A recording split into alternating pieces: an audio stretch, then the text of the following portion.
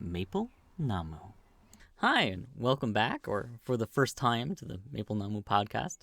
I'm Chris, and in this podcast, I'm going to talk about a little bit about how I knew that I was going to marry a non-native speaker of English, and also how language has become so important to me. This story starts after my first year of university when I went to Ireland, and I was living there for 3 months, and Ireland had become sort of a Celtic tiger, they said, for the economy. So when it joined the EU, I should say the Republic of Ireland, when it joined the EU, a lot of people from other countries in the EU came and started working there, and there were lots of different cultures, and it was really one of my first experiences. And my sort of love of ESL speakers started in the airport. I'd never really traveled alone internationally before, and I thought it would be fun to start trying to talk to people around me. And one of the people I talked to was probably about my age, so maybe 18, 19, and she was from Germany, and she'd been living in Canada being a babysitter. Or I think it's called an au pair, like a live-in babysitter. And she just started talking about this kid she was babysitting as her babysitter child. And I thought that was the funniest word, but I really enjoyed just her attitude. And it was really cool to hear about how she enjoyed living in another country as a foreigner. And I just really liked that. I really enjoyed talking to someone else with a different sort of perspective on something.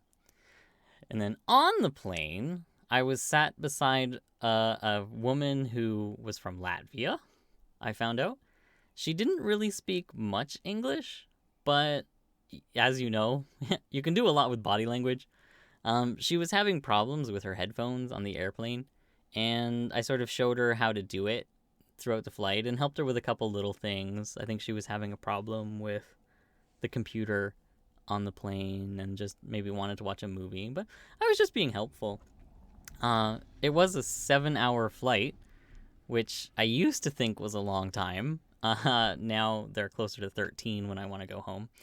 But towards the end, she was looking in her Latvian English dictionary so that she could write something down or something. I didn't know. I wasn't paying too much attention because I didn't want to be rude and rude and snoop and invade her privacy. But at the end of the flight, when we landed, and I think people clapped at that point. Maybe it was close enough to the World Trade Center disaster. But towards the end, she very shakily had written something down and sort of very quietly just said, "Thank you for helping me, and I wish you all the best." And my heart was so warm after this woman who I just spent a couple hours with on an airplane to say something like that. I just felt, okay, great. This is life-changing experience here.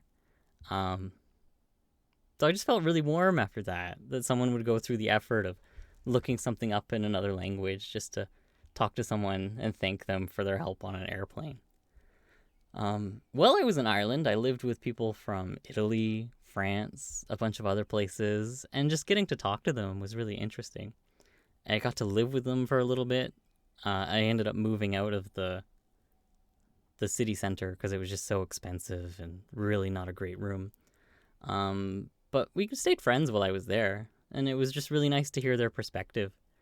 There was one guy living there. He was actually from England. I think his name was Joseph.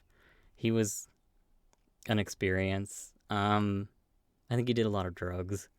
But I basically fell in love with the way that other languages and other cultures experience the world and how they could share it. And I just really, really enjoyed that.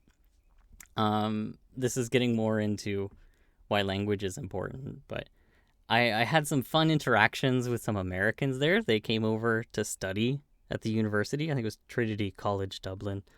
They were studying concrete or cement or something. We called him American Dan. But I'd been talking to a lot of ESL speakers for the past couple weeks, and finally I found some native speakers. and I was just able to talk in my normal pace. And I made the mistake of just saying, "Oh, you know what I'm talking about, eh?" in a very Canadian way. And one of the things that they like to make fun of Canadians about is they think we say a boot.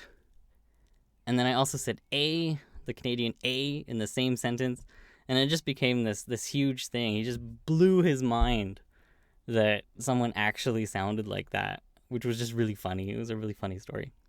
One of the most memorable experiences related to language in Ireland was I was walking around Croke Park, I think. It's a stadium. And I'm just walking on the road, and this old man walks up to me, and he just says a bunch of things I don't understand. And it was in Irish Gaelic, and I knew that he was saying, like, hello, how are you? Because everybody learns those words. And I just stopped, and I'm like, I'm from Canada. Like, hi, hello. I know that you said hi, I'm from Canada. I don't know enough Irish Gaelic to really answer you and to say to have a conversation. I knew how to say hello and kiss my ass, but like I had to apologize to him, and he was just totally cool. He's like, "Oh, Canada, great, awesome." And then he started telling me about how he speaks Irish Gaelic at home with his family, how it is so important for him to keep his culture alive, to keep the language alive. And it was just really interesting to hear that this guy was doing everything he could to keep his language alive. If you know anything about history, some not so great people tried to destroy the Irish language, and they're making a lot of effort to bring it back. But partially this solidified the idea that you can't teach language without culture, and that's also been quite influential in my teaching. After all these experiences in Ireland, I decided that language is very, very important.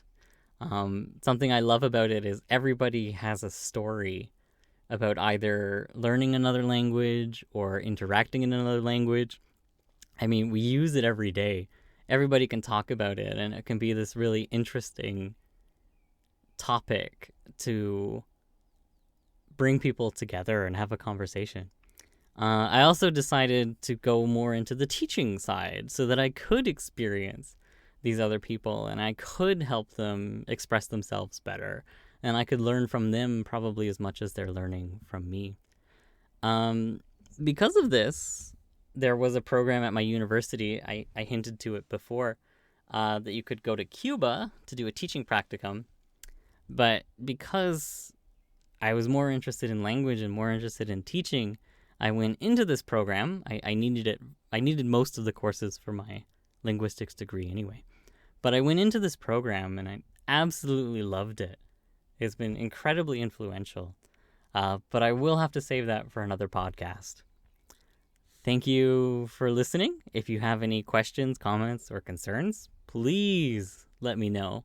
I would love to hear from you. And other than that, have a great day.